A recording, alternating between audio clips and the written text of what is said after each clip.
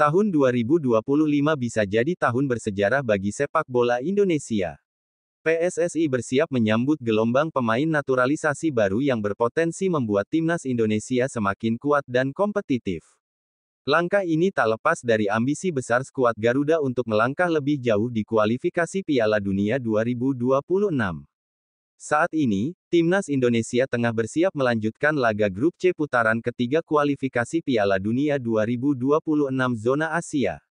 Jadwal padat menanti, menghadapi Australia pada tanggal 20 Maret tahun 2025 di Sydney Football Stadium, dan 5 hari kemudian menjamu Bahrain di Stadion Utama Gelora Bung Karno, Jakarta.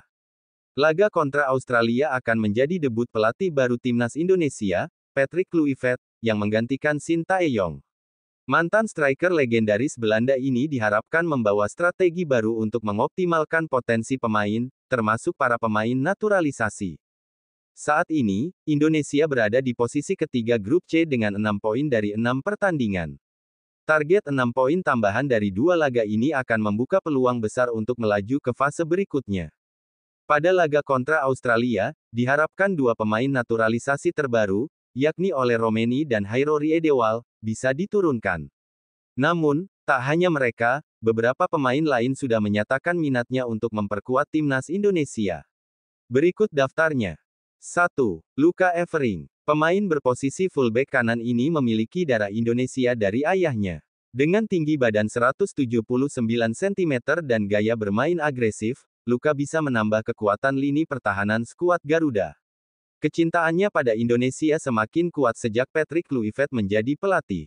2. Tommy Setjago. Bek tengah berpengalaman di Eredivisie ini sudah bermain dalam 19 laga musim ini. Tommy memiliki darah Indonesia dari keturunan Suriname. Posisi bek tengah yang minim pilihan membuat Tommy menjadi target strategis PSSI. 3. Milion Manhoef. Penyerang sayap ini adalah salah satu talenta menjanjikan. Sebelum pindah ke Inggris, ia mencetak 15 gol dalam 77 laga bersama Vitesse.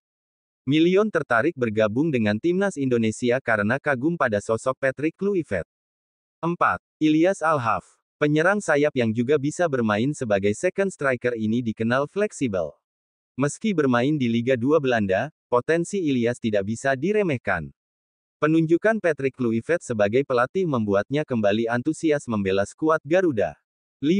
Emil Audero. Kiper kelahiran Mataram, NTB ini sebelumnya lebih memilih Italia. Namun, performa timnas Indonesia yang terus membaik membuat Emil ingin kembali masuk radar PSSI. Keseriusannya terlihat melalui akun-akun sepak bola diaspora Indonesia. 6. Daniel Klein. Kiper muda berdarah Indonesia Jerman ini terang-terangan menyatakan ketertarikannya membela timnas Indonesia. Dengan usianya yang masih muda dan pengalaman bermain di Eropa, Daniel menjadi kandidat kuat untuk memperkuat lini belakang. Jika semua rencana naturalisasi berjalan lancar, timnas Indonesia akan memiliki kedalaman skuad yang lebih baik. Kehadiran pemain-pemain seperti Luka Evering, Milion Manhoef, hingga Emil Audero akan menambah daya saing skuad Garuda, terutama di level Asia. Patrick Kluivert diharapkan mampu mengintegrasikan para pemain naturalisasi ini ke dalam sistem permainan yang solid. Target besar sudah menanti, lolos ke Piala Dunia 2026, yang akan menjadi kebanggaan pertama bagi bangsa Indonesia sejak era Hindia Belanda pada 1938.